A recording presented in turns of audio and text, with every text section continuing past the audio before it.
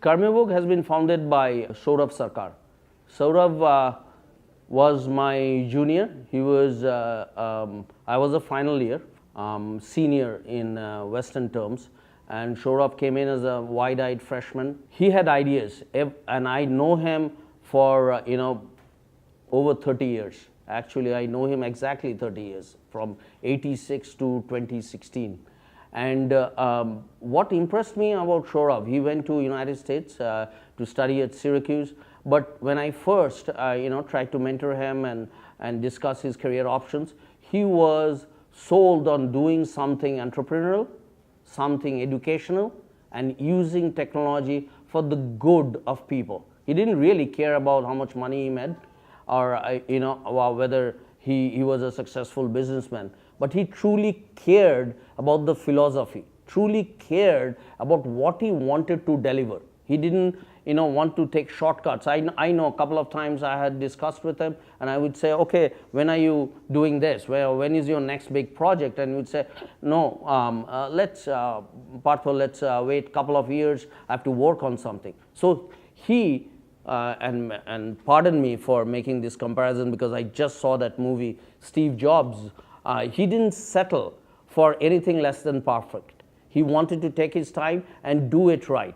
And that's why Karmavog has been so great, because it's that personal touch, it's that personal drive to believe in something, to really believe in something and not take shortcuts and deliver the goal. So that's on one end of things. The other piece which I really find interesting, there is a huge Indian diaspora. That means the biggest number of people living outside of their country of origin. NRI, non-resident Indian, is a driving force of a lot of the successes. The outsourcing industry started with a lot of the NRIs, mainly from IITs, who went to United States, worked on digital technology. United States and the West saw that, and they started outsourcing. Why I'm saying all this? The kids of those NRIs have now started growing up with strong connection to India. Why? Why wasn't there in the 70s and 80s and now? Because of technology. In 70s and 80s, they were seeing videotapes, they were seeing taped recordings of different things, but now, thanks to digital technology, they see things live. They see the main movies live, they follow the Indian cricket team, and they feel they have some connection, strong connection to India. And I'll give you an example. A few years back, I am also a Hindu priest on the side in North America. I was performing a wedding with an Irish Catholic family. Their connection to Ireland and Catholicism is so strong, you would believe that they came from Ireland just the other day. They came 2 centuries back, and their connection to Ireland is that strong.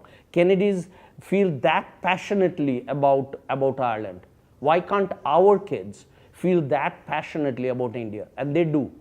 So this immersion program is an excellent way where they can come and get acquainted with the Indian philosophy. Don't live in a cocoon or in a hermitage, but live amongst the people, learn the Indian culture, the Indian way of life with the Indians here, and bring change to India and be the faces of this Indian culture in Indian education to the whole world.